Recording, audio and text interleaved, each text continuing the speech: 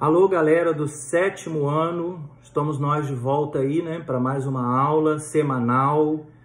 Tô até com o uniforme da escola para a gente ir sentindo saudade, matando a saudade, né, daquele tempo em que a gente estava juntinho, tá?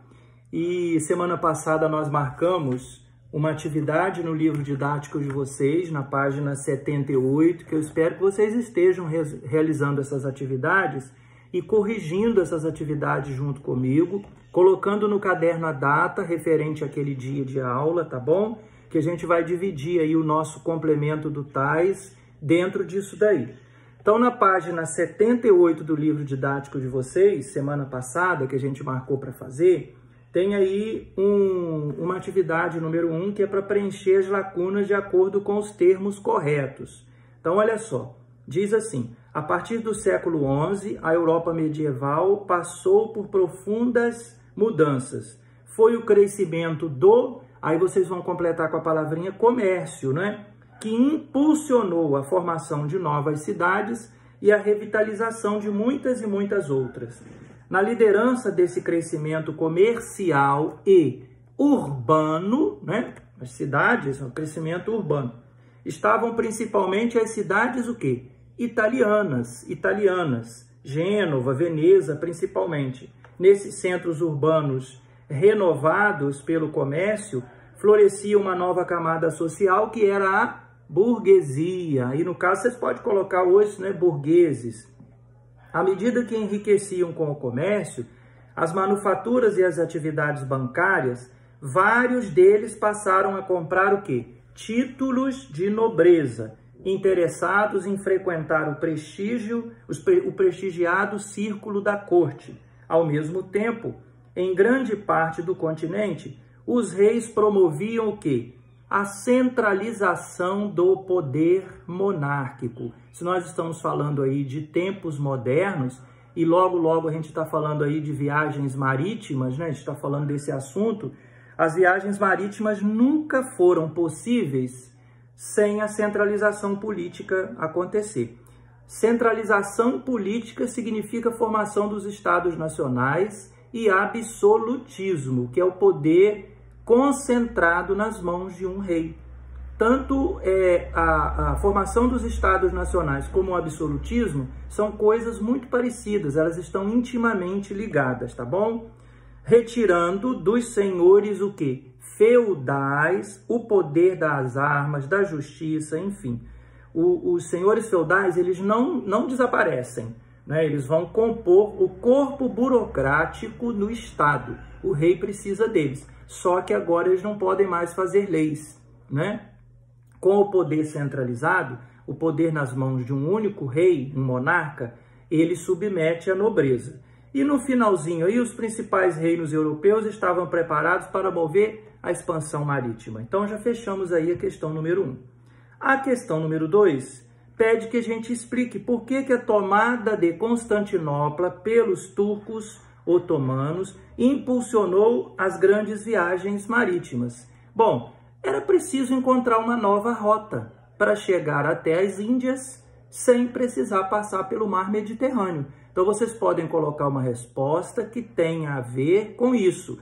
Quando ocorreu a queda de Constantinopla, né, portugueses, principalmente os portugueses, e queriam encontrar uma nova rota para chegar até as Índias, sem precisar passar pelo mar Mediterrâneo, agora controlado pelos turcos otomanos, né? Eles queriam, ao mesmo tempo, quebrar o monopólio das cidades italianas de Gênova e Veneza e, ao mesmo tempo, encontrar um novo caminho para chegar até as Índias sem necessariamente passar pelo mar Mediterrâneo. Então, essa é a resposta da número 2. A número 3, elabore uma frase que sintetize cada uma das práticas mercantilistas listadas a seguir. Essa resposta é pessoal. Mas o que é a balança comercial favorável? Significa que o Estado compra menos e vende mais. E compra barato e vende caro. Essa é a questão da balança comercial favorável. Comprar pouco e vender muito. Ou seja, quem compra pouco e vende muito, e quem compra baratinho e vende caro fica com mais lucro. A letra A é uma frase que tem a ver com isso. Metalismo, fácil, fácil. A questão do metalismo é a acumulação de metais preciosos, ouro e prata. Então, o poder econômico de um Estado, naquela época, um Estado moderno, era medido pela quantidade de ouro e prata que o rei conseguia guardar em seu tesouro nacional, tá bom? Então, a questão da letra B é falar em cima disso. A letra C é o incentivo às manufaturas. O que é manufatura? É um desenvolvimento de atividades manufatureiras, né, que é uma fabriqueta de alguma coisa, para que o Estado, né, aquele país, consiga produzir alguma coisa sem precisar recorrer a outros estados e comprar aquilo que poderia ser produzido ali, tá bom? Então, vocês vão escrever alguma coisa que tenha a ver com o desenvolvimento de indústrias manufatureiras para que o Estado pudesse produzir tudo aquilo que, de repente, ele precisaria buscar em outros lugares, para não precisar comprar. Essa é a página 78 do nosso livro que a gente respondeu. Vocês vão colocar a data referente aí à nossa aula da semana passada. E aí, dessa semana então, o que a gente viu? Em aulas anteriores a gente vai sempre buscar, porque nós não estamos presentes, fica mais difícil, né, para a gente saber se o conhecimento realmente ele foi bem apreendido, tá, galerinha? Então, o que a gente vai fazer? Vocês, de repente, vão achar até repetitivo, mas eu vou voltar em algumas questões. Essa questão aí, por exemplo, das viagens marítimas, ela é muito importante que a gente discuta isso daí e que a gente entenda bastante. Nós vimos aí os fatores que levaram os europeus, em especial os portugueses, né, primeiro, depois os espanhóis, a impulsionar, a buscar essas viagens marítimas. Eles precisavam encontrar regiões ricas em ouro e prata, né? Havia um processo inflacionário na Europa naquela época por causa da crise do século XIV. Então, eles precisavam recuperar essa crise. Havia também necessidade de se buscar novas terras para serem conquistadas aí e, finalmente, ter terras, deter terras, era status para esses estados nacionais, para esses reis que estavam começando aí, né, esses estados nacionais. Havia também uma necessidade de encontrar um caminho novo para chegar até as Índias e lá buscar, né, as famosas especiarias, artigos exóticos, artigos de luxo, como, por exemplo, a porcelana, a seda, perfumes, enfim, né? Vimos também que o que possibilitou essas viagens marítimas aí foram as invenções de novas e novas tecnologias, como a bússola, o astrolábio, o quadrante, o sextante, os mapas náuticos. E isso a gente vai perceber muito aí em relação aos portugueses, porque eles tinham muito contato